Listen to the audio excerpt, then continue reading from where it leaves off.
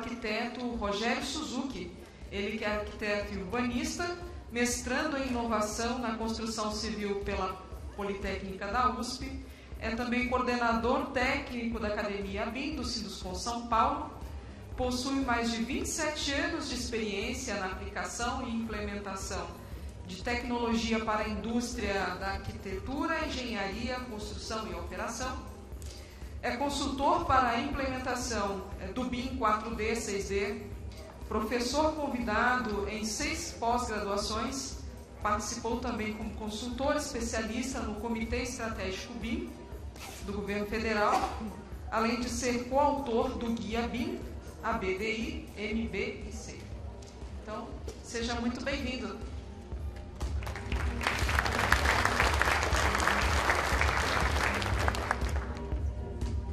Boa tarde, pessoal. Bom, em primeiro lugar, agradecer o convite da organização. É um prazer a gente estar aqui para conversar um pouquinho sobre um assunto que é uma das grandes paixões.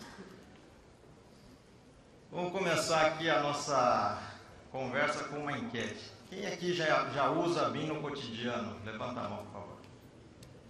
Tá, muito bom. Vamos lá.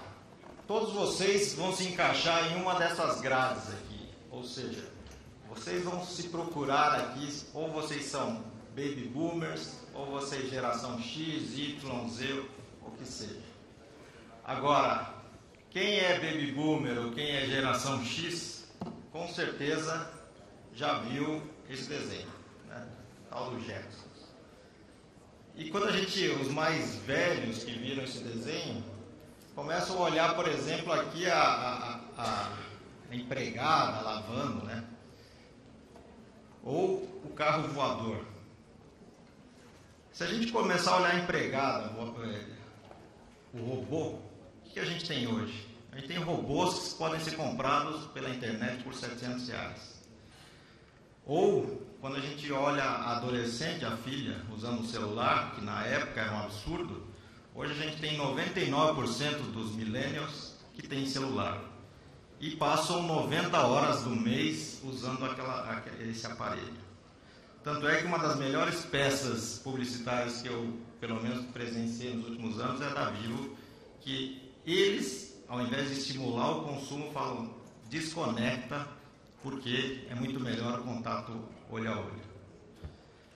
E quando a gente fala no carro voador, a gente não chegou lá ainda, né? Mas a gente está chegando. A gente está chegando com carros autônomos. Se você entrar no site da BMW, é isso que você vê, e vê os 5 níveis de veículo autônomo que nós temos.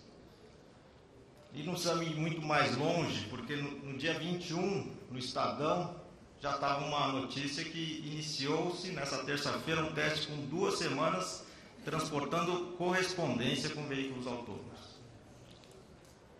Então, se a gente começar a olhar do ponto de vista da construção, o que nós temos? Nós temos um avanço cada vez maior na complexidade dos edifícios e requerimentos, como a própria professora falou, de sustentabilidade, resiliência, novos desenhos. Se você pegar o slide, o infográfico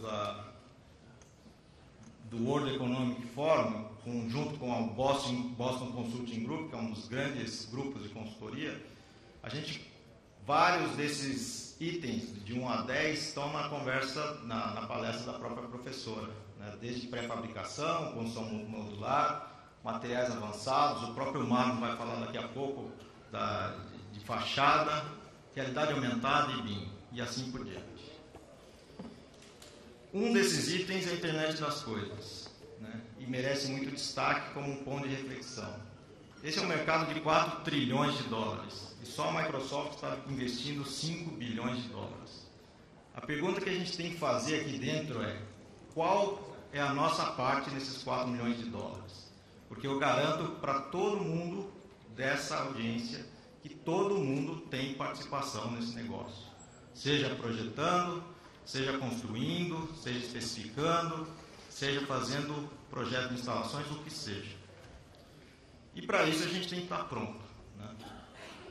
Como consultor da CEBIC, um dos trabalhos mais interessantes que eu participei foi o de adivinhar a habitação do futuro. Então, nesse trabalho, a gente tinha sociólogos, antropólogos, engenheiros, professores, gerentes de inovação, bastante gente, um grupo multidisciplinar. E se investigaram várias tendências para onde a gente vem caminhando. Por exemplo, a redução da paixão pela durabilidade, pela posse.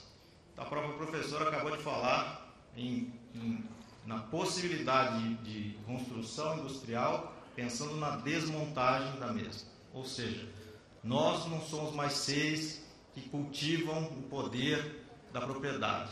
E para isso, todo modelo de negócios de real estate vai ter que alterar, né? E isso se inclui na questão de projetos de construção e operação. Então, obviamente, a geração nova ela é muito preocupada com a questão sustentável, só que ela é muito preocupada com uma questão, por exemplo, de viver em comunidade, de participar, não simplesmente se encapsular, né? E todo mundo conhece aquele vídeo daquele prédio chinês que é feito em 15 dias, né? Quem já viu aquele vídeo? Levanta a mão.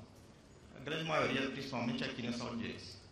Agora, quando a gente olha uma notícia do grupo Marriott, que é conhecido, grupo hoteleiro, que vai construir, dentro de alguns dias, um hotel de 26 pavimentos em 90 dias, sendo que as unidades estão sendo construídas na Polônia, aí que a coisa começa a apertar, né? Ou seja, aí que a gente começa a ficar, opa, porque quando era um vídeo chinês, né, não que eu seja, assim, sou descendente de japonês, vamos deixar claro, né, uma coisa é uma coisa, outra coisa é outra coisa, mas não posso falar mal dos meus vizinhos lá, né? Mas assim, gente, a gente tem que confiar desconfiando, né? Porque a gente vê aqueles vídeos com 90 retroescavadeiras fazendo uma rodovia ao mesmo tempo, mas quando a gente olha uma notícia do grupo Marriott, a gente realmente começa a se convencer que a construção industrializada está chegando.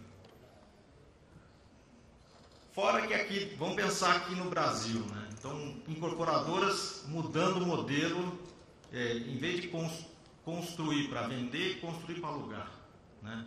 Eu tive a oportunidade de semana passada, retrasada, participar da PropTech, vimos mais uma palestra do CEO da Vitacom, e ele provou mais uma vez que a máxima dele, que eu tenho que destruir minha empresa todos os dias, não estou fazendo propaganda dele, mas eu acho que ele é das pessoas inovadoras desse mercado, mas o mais importante é a gente pensar nos movimentos, né?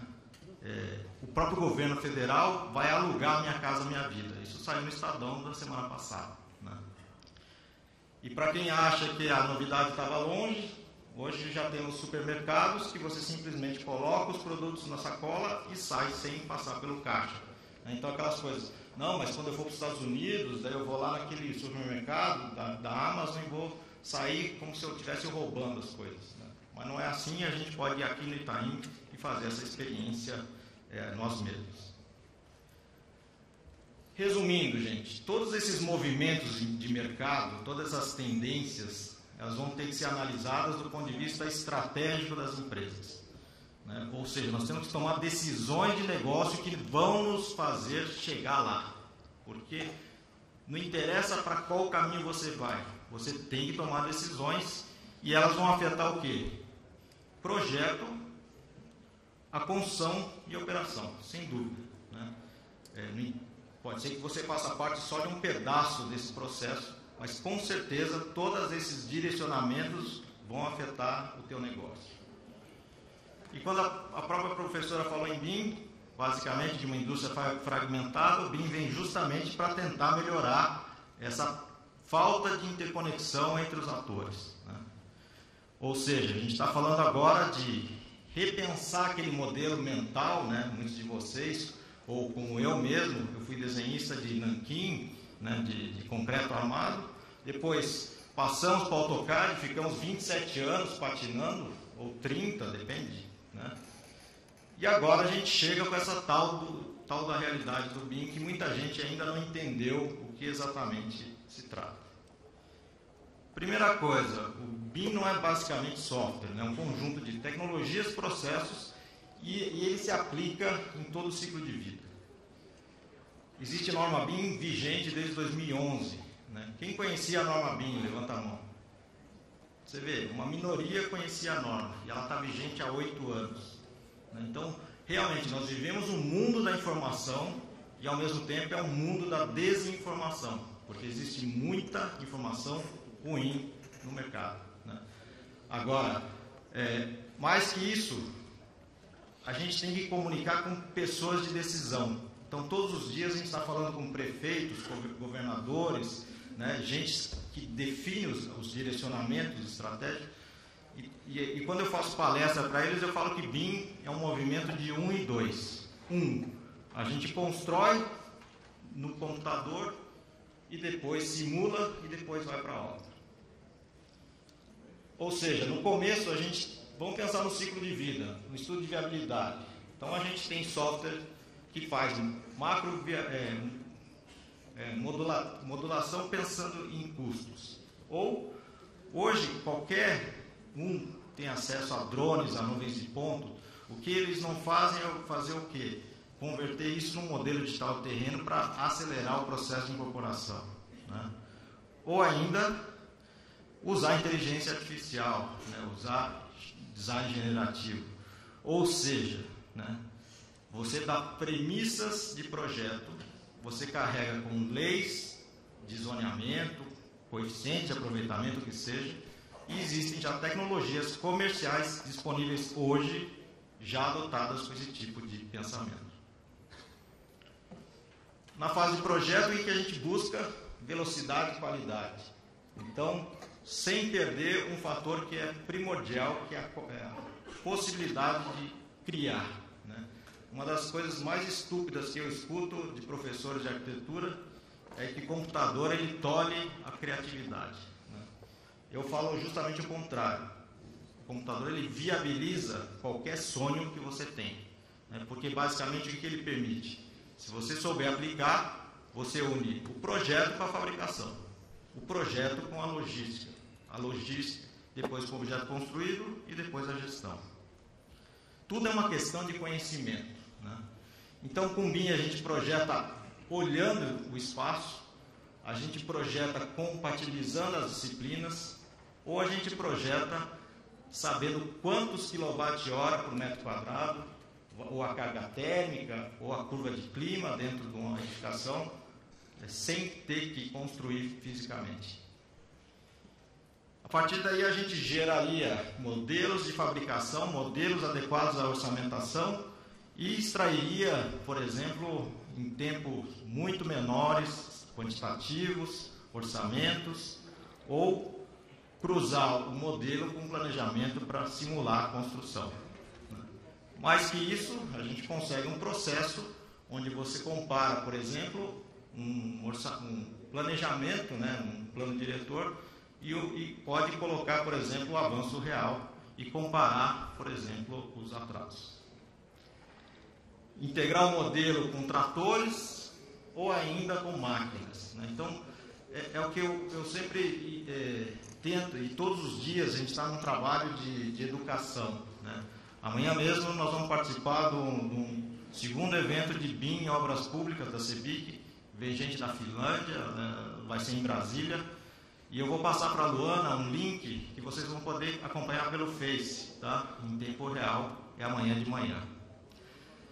O que é interessante desse processo? Ele elimina uma coisa chamada prancha, papel.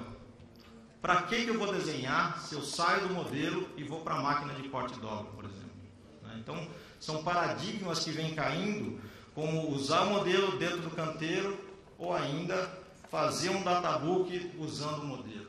Então, todo o processo que a gente utiliza, ele gera valor para outra fase e depois... uma coisa óbvia, mas que muita gente não está entendendo, é que o modelo BIM pode ser usado na fase de gestão e operação. Então, basta para isso desenvolver um workflow de trabalho. À medida que você vai projetando, você já tem toda a inteligência e os dados iniciais do equipamento. Depois que você instalou, você tem outros, como número de série, lote, manuais, peças, etc., que poderiam ser colocados dentro de plataformas, usando tablets, por que não, as informações, notas fiscais, para depois fazer todo o ciclo de gestão. E o que é mais interessante? Se você pensar em retorno sobre investimento, o que não faltam agora são indicadores que se economizam em todas essas fases do ciclo de vida.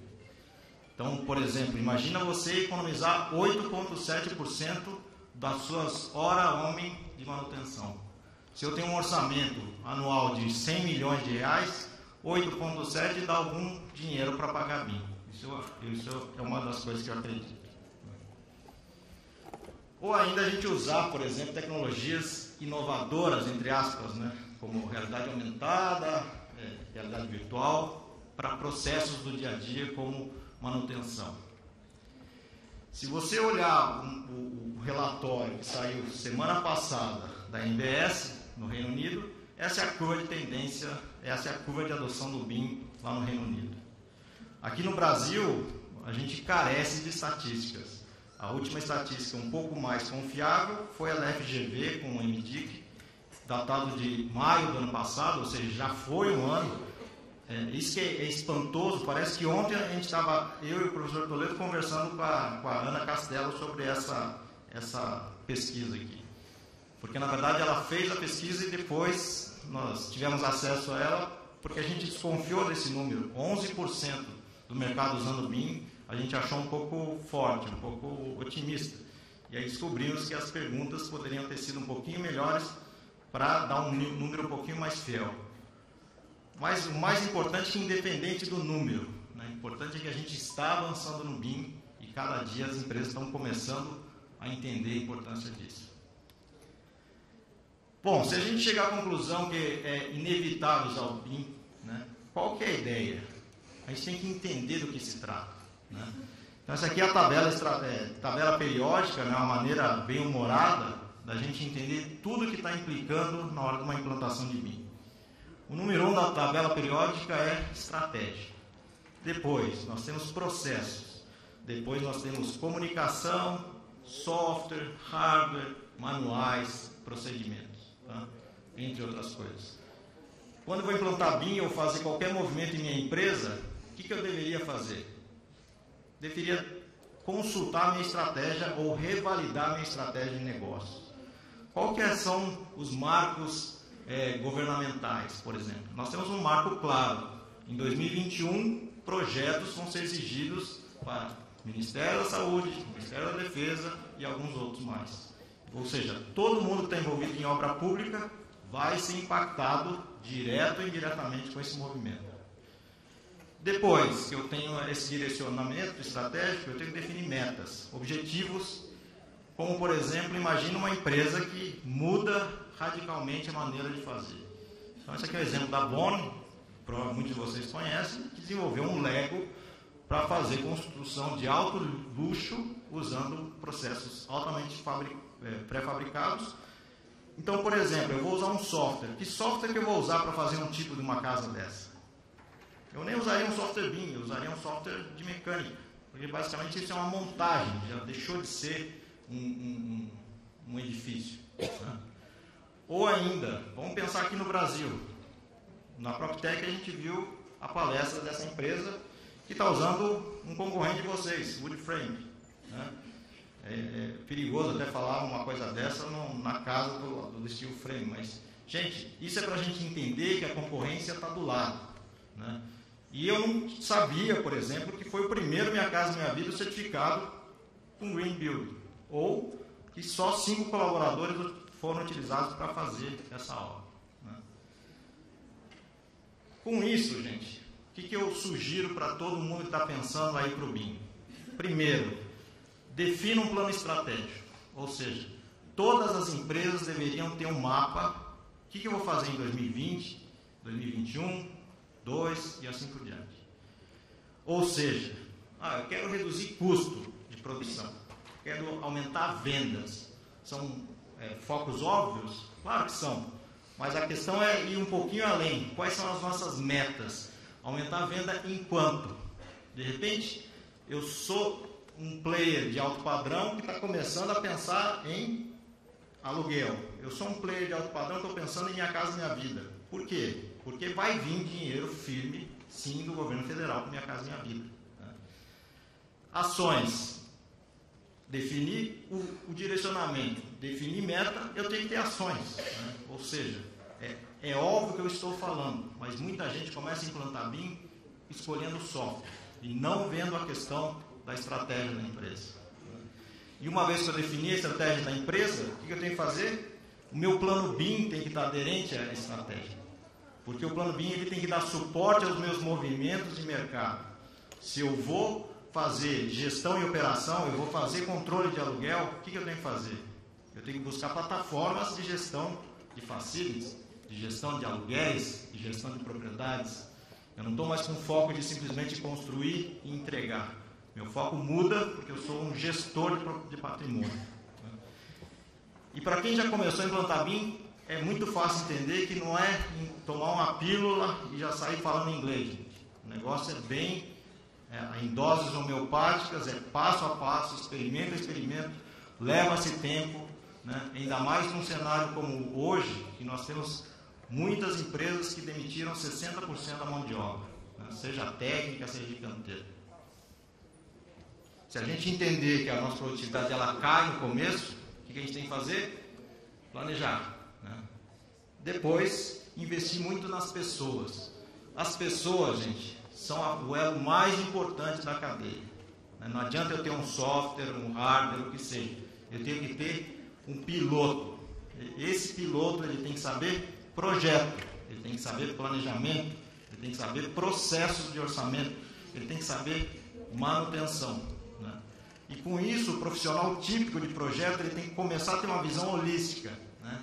Sair da sua zona de conforto, sair da sua casinha, onde sempre ele esteve confortável.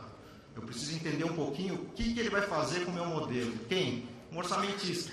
Quem? Um agente de qualidade dentro do canteiro, ele vai usar um modelo e ele tem que saber o que é isso e eu tenho que preparar um modelo para que ele utilize no canteiro. Então, quando a gente vai implantar BIM, em muitas empresas existe uma grande carência de uniformidade de processos ou até a ausência de processos. Então, várias coisas não estão documentadas, não são formalizadas, simplesmente se fez assim a vida inteira. Então, quando você realmente define um fluxo, faz uma matriz de responsabilidades, define prazos, define quantas vezes o conselho ou a diretoria vai aprovar ou reprovar, tudo isso fica claro para todo mundo. Se a gente entender que nós vamos trabalhar num processo onde cada player vai entregar o seu modelo, para a gente desenvolver um processo de coordenação e usar o modelo para fazer todos os usos, que são mais de 150, a gente tem realmente que botar a ordem na casa, senão vai virar realmente uma torre de Babel. Né? Se já era difícil tocar projeto em 2D, agora vai ser muito mais difícil. Né? Sem falar da quantidade de softwares. Né? Antigamente a gente trabalhava com AutoCAD, 3D Studio, Excel, 10 softwares mais ou menos. Hoje a gente fala de usos como marcação de obra usando o modelo. A gente fala de usos como retrofit sendo alimentado por nuvens de ponto, que vão requerer outras tecnologias, outras interfaces, outros softwares. Né? E só certificados IFC são mais 150. Muita gente, pior ainda, compra o hardware primeiro para depois definirem qual é o software que vai dar suporte para o negócio deles. Ou seja, no final do dia, o que nós temos que ter? Organização, tá? Planejamento. E isso tem que culminar num plano de execução BIM, num guia de diretrizes BIM, num BIM mandate. Eu gosto muito dessa figura porque, basicamente, duas pessoas podem olhar para a mesma coisa e ter entendimentos diferentes. Então, eu posso olhar e falar, não, eu queria isso do modelo BIM. E o outro que está entregando o modelo BIM, eu achava que era isso que você queria receber porque você não soube pedir. Né? E existe para quem já está desenvolvendo projetos em BIM ou usando BIM em obra, sabe o que eu estou falando. Só para encerrar, muita gente me questiona a questão do retorno sobre investimento em BIM. Se você for no Google Scholar e digitar BIM e ROI, Return of Investment, o que você vai descobrir? Zilhões de papers. Tá? falando de economias e economias e economias em BIM. Eu peguei um deles que fala o quê? De uma mostra de, se não me engano, 14 países, tipologias diferentes. Num prédio médico, 10% de um prédio de 200 milhões de dólares, uma economia de 21 milhões de dólares. Ou um supermercado, um varejo, em 17 milhões de dólares, 300 mil dólares. O que eu chego à conclusão, e eu todos os dias eu oriento meu cliente. Uma vez a gente estava jantando em Brasília com o Sucar, aquele que fez a definição do BIM, e eu perguntei, Sucar, o que você acha do retorno sobre investimento no BIM? Ele olhou para mim e falou, Rogério, na boa, pensa assim, ó, daqui a 5 anos, algumas empresas de alguns mercados nem vão existir mais se eles não tiverem no BIM.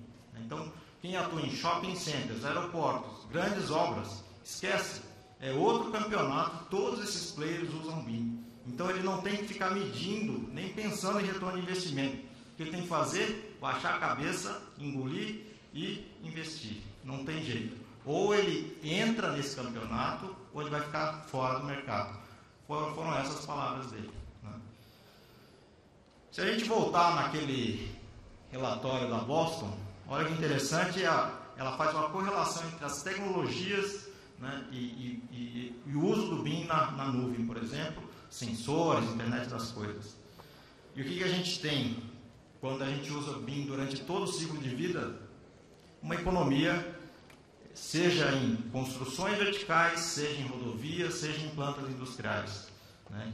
Então, mesmo que você não concorde que o número seja 15%, né, existe uma economia e eu posso garantir. Quem já fez BIM sabe o que eu estou falando.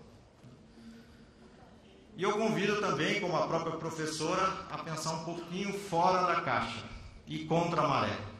Ela mencionou e eu estou colocando de volta. Né? O desenvolvimento integrado de projetos existe. Nós do Sinduscom, eu trabalho no Sinduscom, trouxemos já 3 cases de IPD de fora. Né? E qual que é a provocação que a gente faz? A gente tem que rever o modelo que a gente trabalha. Todos os dias a gente tem que repensar. Né? Por que não? Logo numa fase inicial, chamarmos o pessoal, o agente que cuida da parte de manutenção. Na fase de projeto, ele já define o DNA e quanto que vai gastar de energia, por exemplo, um edifício. Qual é o custo de limpeza, custo de ocupação. Né? O pessoal, o agente de construção, vai falar, se você mudasse a quantidade de acabamentos, a gente reduziria em 3 meses a obra. E assim por diante.